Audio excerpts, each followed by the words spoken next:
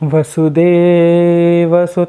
देवं कंसचाणूरमर्दनं देवकी परमानन्दं कृष्णं वन्दे जगद्गुरुम्। ईश्वरा परमा कृष्ण सच्चिदानन्दविग्रह अनादिरादिर्गोविन्द सर्वकारणकारणम्।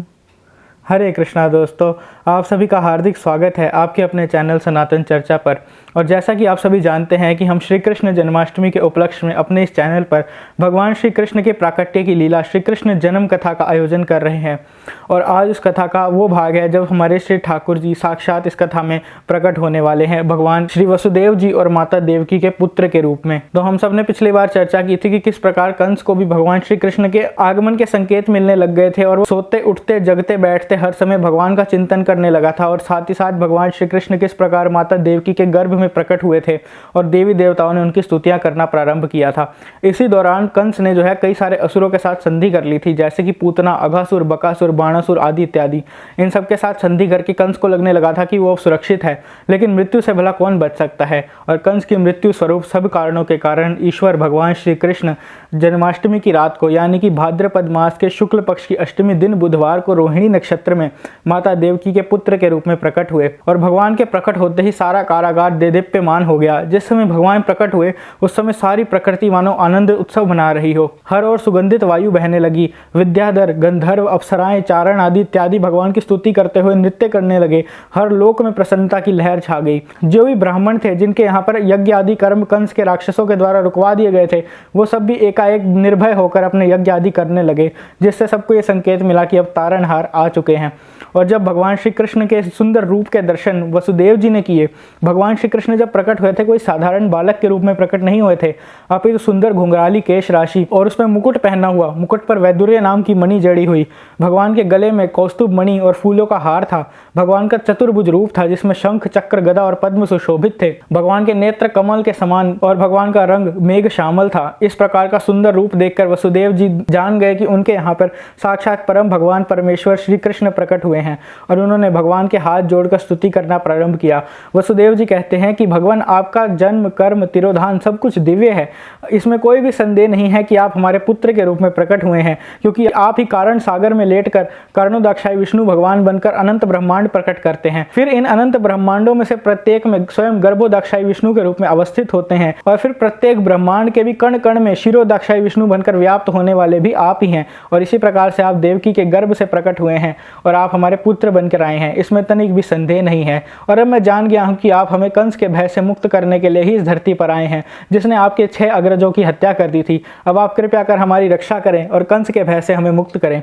और भगवान को देखकर माता देवकी ने भी स्तुतियां करना प्रारंभ किया। माता देवकी थोड़ी सी डरी हुई थी और उन्होंने भगवान श्री कृष्ण से कहना प्रारंभ किया कि प्रभु, आप इस संसार में मेरे पुत्र के रूप में प्रकट हुए हैं, लेकिन कंस आपको हानि पहुंचाए इससे पहले आप कृपया कर इस चतुर्भुज रूप को अंतर ध्यान कर आप सामान्य बालक के रूप में प्रकट हों। मैं जानती हूँ कि आप कंस का वध करने के लिए संसार में आए हैं, किंतु अब आप कृपया कर एक साधारण बालक का रूप ले लें। यहाँ पर माता देवकी की ममता भी प्रकट होती है कि अपने पुत्र के लिए, चाहे वो भगवान है, फिर भी अपने पुत्र के प्रति माता देवकी का वत्सल भाव है और वो चाहती हैं कि भगवान को कोई हानि ना पहुंचाए, उनके पुत्र को कोई हानि ना पहुंचाए, इसलिए वो सामान्य बालक का रूप धारण कर लें। तब भगवान श्री कृष्ण कहते हैं कि माता, आप दोनों स्वयंभू मनवंतर में ब्रह्मा जी के पुत्र प्रजापति सुतपा और उनकी पत्नी देवी प्रश्नी थे, जिन्होंने देवताओं के 12,000 वर्ष, मनुष्यों के 12,000 नहीं, देवताओं के 12,000 वर्ष, हमारे 6 माह के बराबर देवताओं का केवल एक दिन होता है और इतनी ही बड़ी रात होती है। तो सोचिए 12,000 वर्ष कितने लंबे होंगे। उतने 12,000 वर्षों तक प्रजापति सुतपा और माता प्रश्नी ने कठोर तपस्या की और भगवान श्री नारायण को प्रकट किया। भगवान नारायण उनके समक्ष प्रकट हुए और भगवान का तो दर्शन ही अमोघ है। तब उन्होंने वरदान में भगवान जैसे पुत्र की इच्छा की। अब भगवान जैसे तो केवल और केवल भगवान स्वयं ही हैं, इसलिए भगवान ने फिर 3 बार उनके यहाँ पे पुत्र बनने का निश्चय किया। तो भगवान सर्वप्रथम माता प्रश्नि और प्रजापति सुतप्पा के यहाँ पर पुत्र बनकर प्रकट हुए, जिनका नाम था प्रश्नि गर्भ। उसके बाद प्रजापति सुतप्पा हुए महर्षि कश्यप और देवी प्रश्नि कहलाई माता अदिति।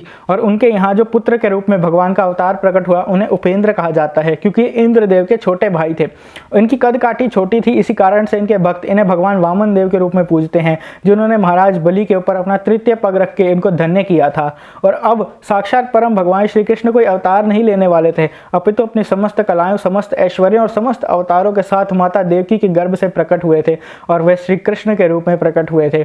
वही उनका परम रूप है। और उन्होंने अपने माता पिता वसुदेव जी और देवकी जी से कहा कि अब आप तुरंत ही मुझे यहाँ से निकालकर गोकुल में महाराज नंद और माता यशोदा के यहाँ ले जाइए। और वहाँ पर अभी अभी देवी यशोदा ने एक कन्या को जन्म दिया है, जो कि साक्षात देवी योग माया है। भगवान ने जब योग माया जी को आदेश दिया था कि वो देवकी के गर्भ से निकालकर बलराम जी को माता रोहिणी के गर्भ में स्थानांतरित कर दें, उसी समय उन्हें यह भी कहा था कि वे स्वयं भी नंद महाराज की और यशोदा मैया की पुत्री के रूप में प्रकट हों, जो कि श्री कृष्ण की बहन कहलाएंगी। और भगवान ने कहा कि उस कन्या को यहाँ पर कारागृह में ले आइए और मुझे वहाँ पर गोकुल धाम में छोड़ आइए। तो वासुदेव जी ने ऐसा ही किया। अब ध्यान से सुनने वाली ये बात है कि सामान्य मनुष्य भगवान को कोई महापुरुष समझ लेता है, लेकिन भगवान सामान्य महापुरुष नहीं है। बिल्कुल उसी प्रकार जैसे एक प्रधानमंत्री या राष्ट्रपति किसी जेल में जाते हैं तो वो देखते हैं कि किस कैदी की सजा कम करवानी है। जो कैदी अच्छे से सारे डिसिप्लिन को फॉलो कर रहा है, रूल्स और रेगुलेशंस को फॉलो कर रहा है, जिसका आचरण अब सुधर चुका है, तो प्रधानमंत्री या राष्ट्रपति जब किसी जेल में जाते हैं तो उसकी सजा को थोड़ा सा कम करवा देते हैं। लेकिन अगर कोई मूर्ख ये सोचने लगा कि ये राष्ट्रपति या प्रधानमंत्री हम जैसा ही कोई कैदी है, तो ऐसी तो उसकी निपट मूर्खता है। ऐसा हमें कदापि नहीं सोचना चाहिए। ऐसे ही हमारे ठाकुर जी, जो कि सदा सर्वदा नित्य परमात्मा है, वह इस धराधाम पर अवतरित होते हैं अपने भक्तों की सजा कम करवाने के लिए, इस भौतिक संसार से अपने भक्तों को मुक्त करवाने के लिए। लेकिन वस्तुतः एक मूर्ख व्यक्ति ये समझता है कि ये भी हम जैसा एक बद्ध जीव है। वास्तव में प्रभु बद्ध जीव नहीं है, अपितु बद्ध जीवों को मुक्त कराने वाले हैं। और जो व्यक्ति उनके अनुगत होता है, उनका शरणागत होता है, प्रभु निसंदेह उसे यहाँ से मुक्त करवा लेते हैं। और अब वसुदेव जी और माता देवकी की बेड़ियां खुल गई और एक एक करके सारे कारागृह के द्वार खुलने लगे। इसी प्रकार जब हमारे जीवन में भी श्री कृष्ण आते हैं, उसी प्रकार से हमारी कर्मों की सारी ग्रंथियां खुलने लग जाती हैं और एक एक कर हम पूर्णतः इस कारागृह से मुक्त हो जाते हैं। साथ ही साथ हम निर्भय भी हो जाते हैं। अब जब वहां से उन्हें लेकर जा रहे थे तब भयंकर वर्षा होने लगी। तब अनंत फनों वाले आदिशेष जी उनके सिर पर छत्र बनकर आ गए। भगवान को वसुदेव जी ने एक टोकरी में डाल रखा था और इस प्रकार से वो यमुना नदी को पार करने लगे। यमुना जी अपने पूरे उफान पर थी, क्योंकि वह भी चाहती थी कि वो भगवान श्री कृष्ण के चरणों का स्पर्श पाएं। अब इधर चंद्रदेव, क्योंकि भगवान श्री कृष्ण जो है चंद्रवंश में प्रकट हुए थे, तो भगवान का स्वागत करने के लिए चंद्रदेव ऐसे उदित हुए मानो पूर्णिमा की रात्रि हो और चंद्रमा की किरणों से सारा का सारा अंधकार नष्ट हो गया। लेकिन यमुना नदी का जो उफान था वो बढ़ता ही जा रहा था और एक एक करके वसुदेव जी पूरी तरह यमुना जी के अंदर समा गए। तो भगवान श्री कृष्ण ने उस टोकरी में से अपना चरण बाहर निकाला, यमुना जी का स्पर्श किया और यमुना जी दो भागों में बट गई और वसुदेव जी फिर भगवान श्री कृष्ण को लेकर वहां से चले गए। गोकुल में जाकर अपने पुत्र, अपने लाला श्री कृष्ण को वहां पर सुलाकर नंद की पुत्री जो योगमाया देवी हैं उन्हें लेकर वो कारागृह में वापस लौट आए। अब माता यशोदा प्रसव की पीड़ा के कारण थकी हुई थी और सो रही थी। उन्हें इस बात की सत्यता का भान नहीं था कि उन्हें एक पुत्री हुई है, पुत्र नहीं। उनके सामने तो ये पुत्र ही था और उसी को उन्होंने अपना पुत्र समझ लिया। ये वास्तव में वसुदेव और देवकी के पुत्र थे, जो माता यशोदा और नंद महाराज के साथ अपनी क्रीड़ाएं करने, अपनी लीलाएं करने के लिए गोकुल धाम में प्रकट हुए थे।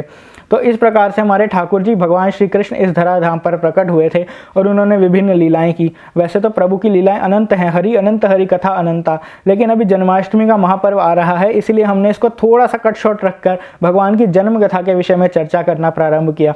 तो हमने इस कथा से कई बातें सीखी, जैसे कि भगवान श्री कृष्ण कोई सामान्य पुरुष नहीं है, अपितु परम पुरुषोत्तम भगवान है।